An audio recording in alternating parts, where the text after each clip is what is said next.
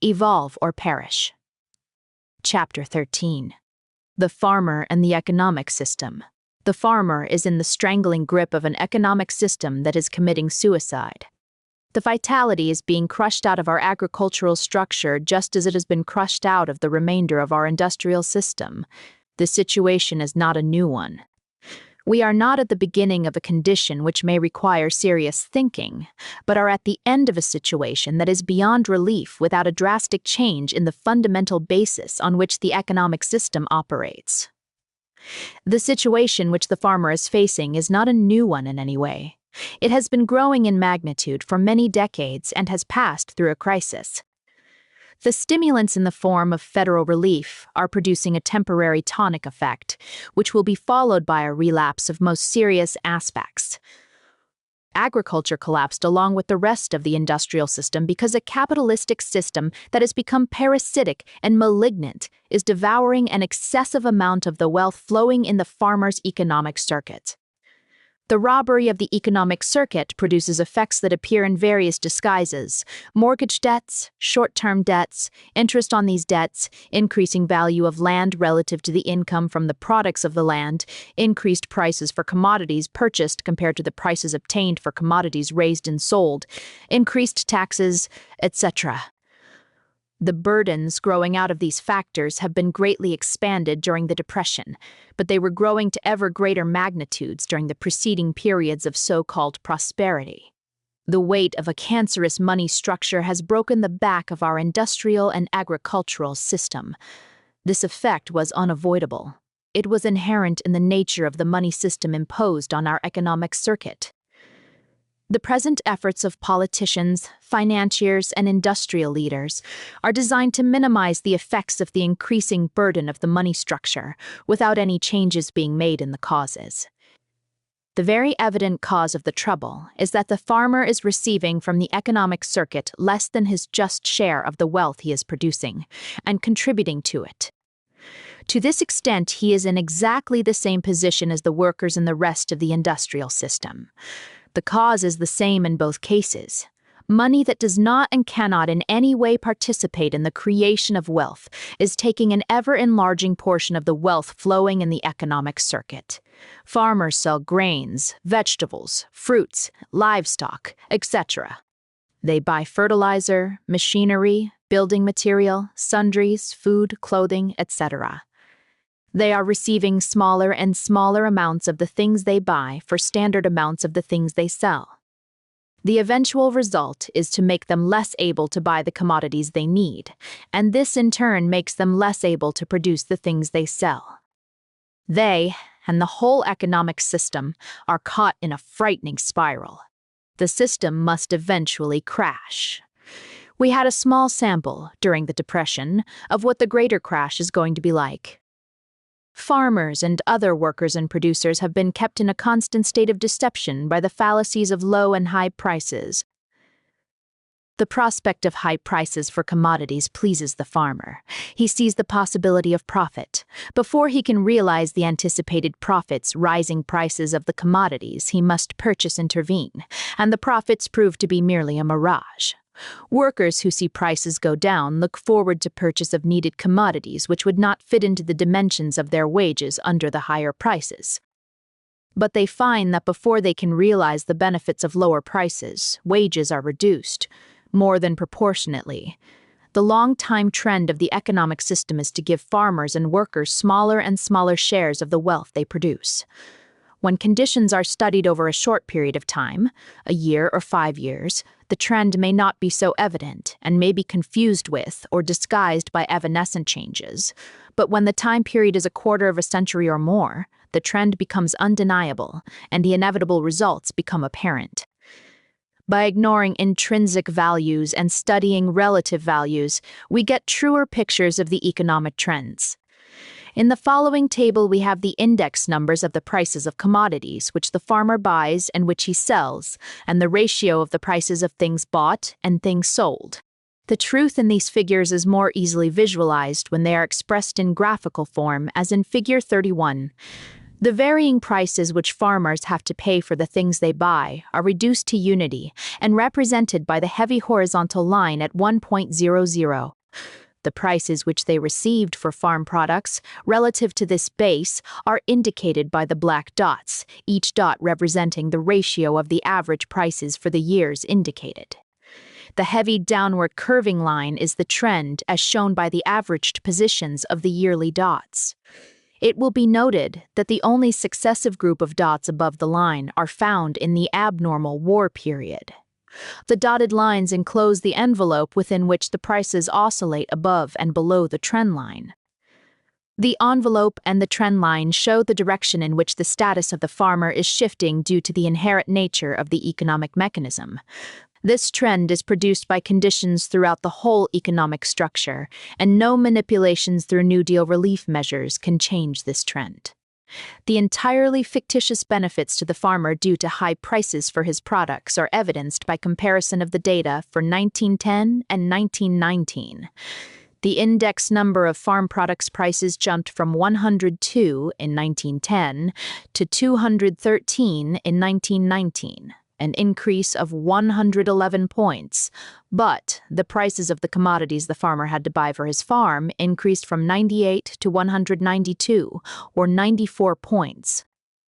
The benefit to the farmer was represented by the increase from the 1.04 ratio of 1910 to the 1.10 ratio of 1919, a jump of 6%, which is very small compared to the 100% increases in prices. It will be noted from the figures that the farmer was not nearly so well off during the so-called prosperous year, 1929, as he was in 1910. If we extend the basis of comparison from the commodities which the farmer buys for his farm products to the prices of all commodities in the market, we get the same sort of a downward curve, still more accentuated.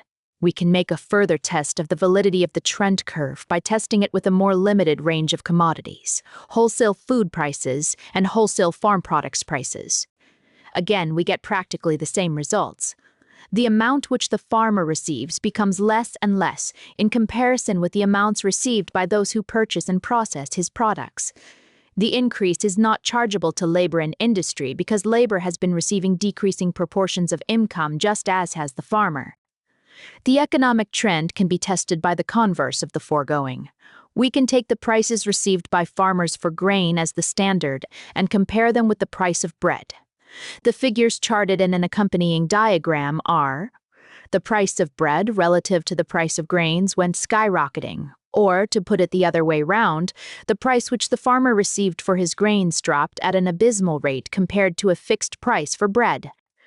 The cost of grains is only one element in the price of bread, but this matter does not enter into the discussion, as the same elements of cost existed in 1910 and 1932. In this period, however, the ratio of bread prices to grain prices has risen enormously without any benefit to the farmer. All of these trend curves tell the same story. The farmer, the producer, is getting an increasingly smaller portion of the wealth produced by the community in return for an increasingly larger portion that he is contributing to it. In the production of breadstuffs, there has been a vast expansion of machine production, or labor-saving methods. The milling, baking, and distributing processes have become very highly mechanized during the past 2 decades. According to the theory that is used to support the mass production methods, the product is made cheaper. Exactly the reverse is shown in the price of bread. From 1930 to 1932, the bottom dropped out of the labor market. Employers fixed their own price for labor and forced it down to the lowest possible level. Grain prices were cut in half. What was the result? With labor and materials down to the lowest possible levels, did the consumer of bread get a break in the form of low prices? He did not. The most spectacular rise in the relative price of bread took place during those 3 years, from 1.55 to 2.75, or nearly a 100% increase. That this situation is not confined to the bread industry is indicated by a comparison covering a wider variety of foodstuffs. In 1929, a month's supply of 14 important foods cost the average American family $26.11. By 1932, this cost had fallen to $16.78. The farm value of an equivalent amount of food products fell from $12.40 in 1929 to $5.54 in 1932, states Frederick V. Waugh of the Bureau of Agricultural Economics in the Yearbook of the U.S. Department of Agriculture, 1935. The prices the consumers paid decreased 36%, but the prices the farmers received for their products decreased 55%. If we take the farm prices as 100, the consumers' prices in 1929 become 211 in 1929 and 305 in 1932. This is shown graphically in Figure 35. The black area represents the additional charges piled on top of the 1929 charges. It represents the area of economic piracy. Everything involved as a cost factor in this situation was going down, except one. Raw materials and labor were low and getting lower, but the capital structure costs were high and going higher. These latter costs are carefully hidden. They are camouflaged in every possible way, but they are reaching such proportions that it is about as easy to hide them as it would be to conceal an elephant in a city apartment. We have seen how the farmer is getting a continually decreasing return on the things he sells compared with the things he buys. We will now see how the prices of the products raised on the land compare with the values of the land. The figures from the U.S. Department of Agriculture Yearbook, 1935, are: the figures in the last column shows what land costs relative to the prices which are obtained for the products raised or produced by the farmer. They are charted in Figure 36. In this chart, the prices obtained for farm products are taken at a fixed value, 100, and the dots show how farmland costs have changed with respect to this fixed point. There is a steady upward trend of land costs during the nearly quarter of a century covered. Or if we put situation in the other way, we find that prices of farm products have declined relative to the price the farmer pays for the land. The decline would be about 30%. We can now look at the question of taxes and see how the farmer has fared. The inquiry will concern only the direct taxes, the taxes on the farmer's land. The tax rates by themselves mean little or nothing. They tell a more complete story if we compare them with some other factor whose relations we have already considered. The following figures give a comparison between dollar values of farmlands and the taxes imposed on the land. Taxes tripled in 20 years. Their rapid rise is charted in Figure 37. This fact standing alone would be bad enough. But in a previous paragraph, we recorded the fact that the price of farm products declined 30% relative to the price of the land. If we calculated the taxes on the basis of farm products price, we would find that taxes have quadrupled instead of tripled. There is no hope of a reduction under our present system. The tax burden for our relief efforts are going to be at least as heavy as our tax burden following the war. The tax burden, however, is a small item compared to the burden which the parasitic methods of capital are placing on the farmer and which are responsible for the decreasing return, relative and absolute, which he is receiving for his efforts. We can now study some of the effects which the foregoing situations are producing on the farms and farming conditions. Until the beginning of the century, we were opening up new territory, which rapidly became farmlands. During this period of expansion, the number of farms and farmers increased at a rapid rate. The Data Bureau of Census. The era of expansion was over by the beginning of the century. Part of the increase was due to the breaking up of large farms into smaller ones, as the census figures show. As the number of farms increased during the expansion period, the size of the farms diminished. Both factors struck a level about the beginning of the century, which they have maintained within limits up to the beginning of the Depression. For changes since the Depression, more specific and limited surveys furnish the information. The data on farms operated by owners differs from the data on tenant-operated farms. The owner-operated farms represent a more stabilized element in the agricultural community. They are larger than the average farm. There has been a large downward trend in the size of the owner-operated farms since 1925, and it probably began before that time. If the trend keeps up to the end of the decade, these farms will be only half the size they were in 1925. The data presented by the Bureau of Agricultural Economics, USDA. While the decrease in the acreage of the owner-operated farms has been large, the decrease in farm real estate values for this same group has been still larger. The reduction in size has been about 25%, and in values 50%. Figure 40 and 41. The farm mortgage situation gives further indications of how increasing financial burdens are being saddled on the farmer. The Farm Mortgage Data Statistical Handbook of the U.S. The number of farm with mortgages increased 40%, and the size of the mortgages increased 45% in 20 years. To an increasing extent, the farmer is trying to hide excess burdens that are being loaded on him by an unjust economic system in a mortgage which he hopes to pay off when he catches that will-o'-the-wisp, prosperity, that will never come to him. Another indication of the unhealthy economic condition in the agricultural field is found in the tenure of farms. The number of farms operated by owners is decreasing, and the number operated by tenants is increasing. The figures.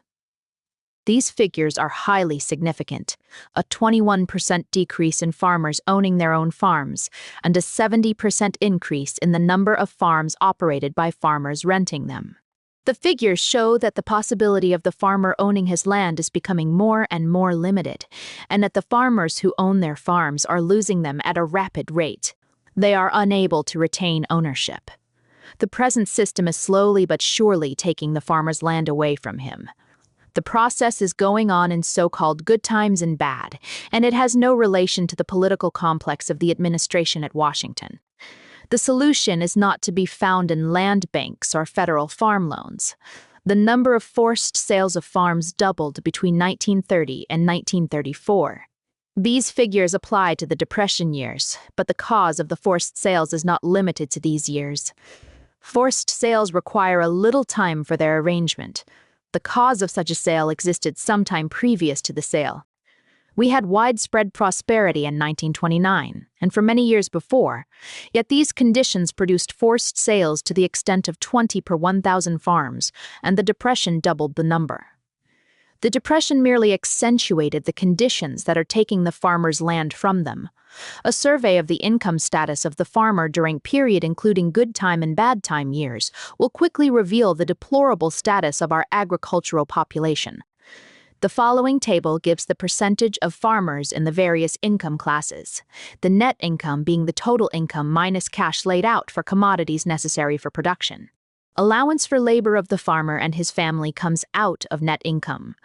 During the prosperous years, 1925 to 1929, 10% of our farmers were worse than unemployed. They put in a year of work and at the end of the year were in debt up to $500 for their effort, and up to 3% of the farmers lost 2 to 3 times this amount. 25% of the farmers, during prosperity, got an average return of less than $10 per week for the labor of themselves and their families.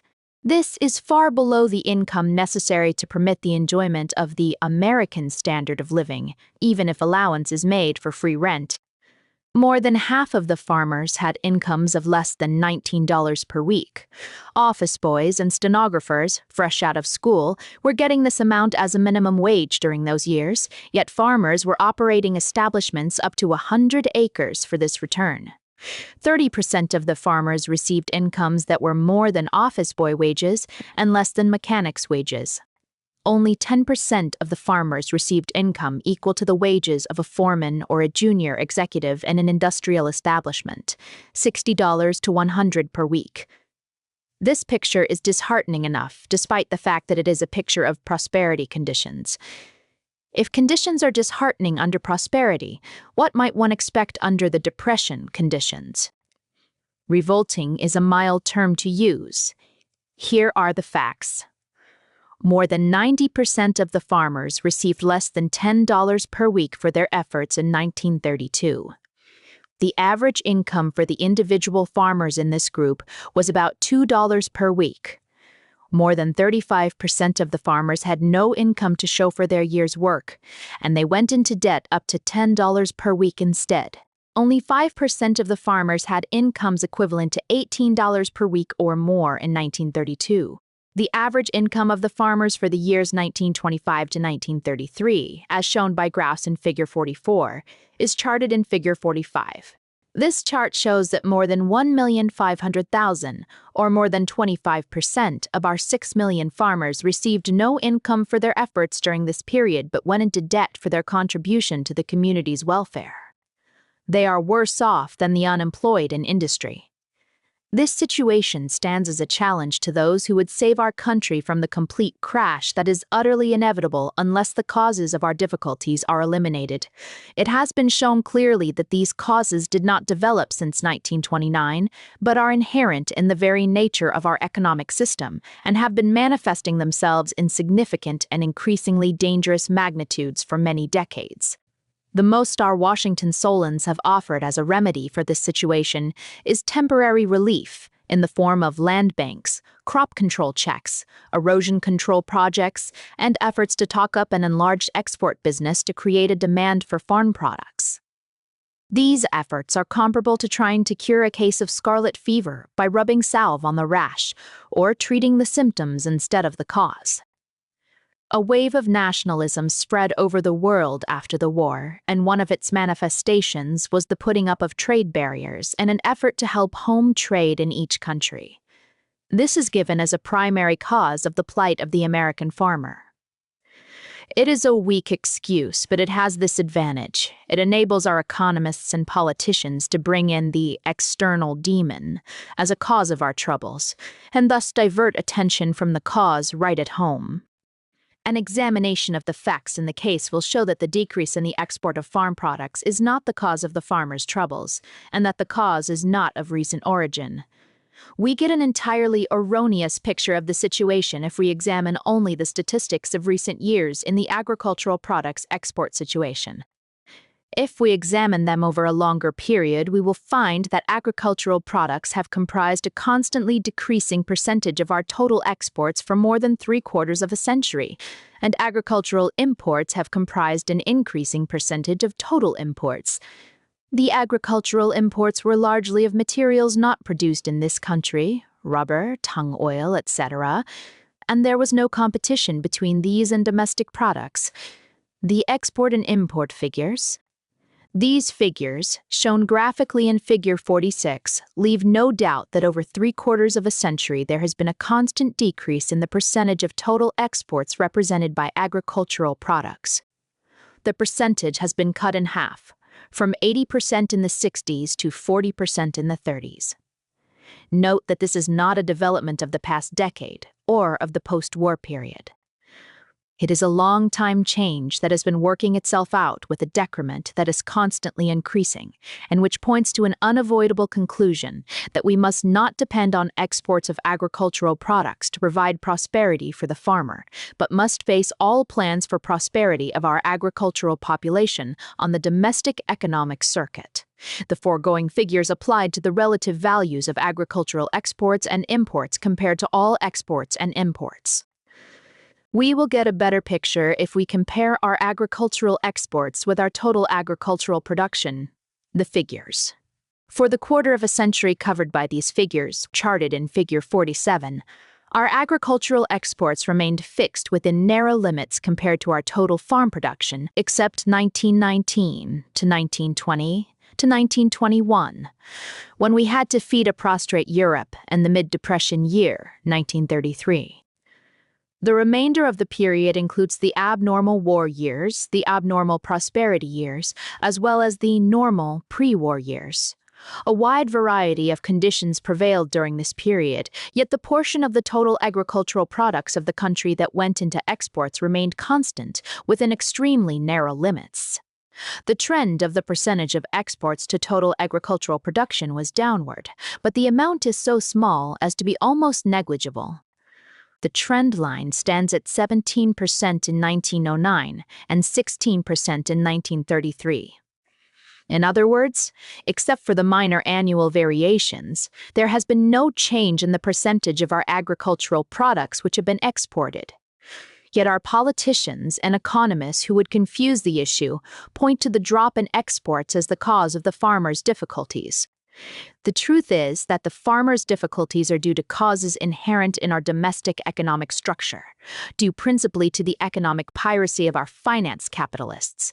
Every factor in the agricultural situation which we have examined shows that the changes taking place have been moving in the same direction for long periods of time, and that the farmer's troubles are not due to the depression, the drought, nor to any upset conditions due to the war, nor to Democratic or Republican administrations in Washington. They are due to economic factors controlled to produce benefits for a powerful money group. Among the detrimental effects they are producing on the farmer are: 1. Steadily diminishing returns to farmers relative to outlay and efforts. 2. Rapidly increasing taxes relative to the value of land. 3. Decreasing income relative to the value of land. 4. Excessively large percentages of farmers failing to get any income from their work but forced into debt instead. 5. Increasing mortgage and debt burden on the land. 6. Decreasing ability of farmers to own and hold land. The inevitable result of these trends, and the forces producing them, will be to have all land owned and all farmers become slaves of the money structure, just as in our manufacturing industries millions of workers have been reduced to economic slavery.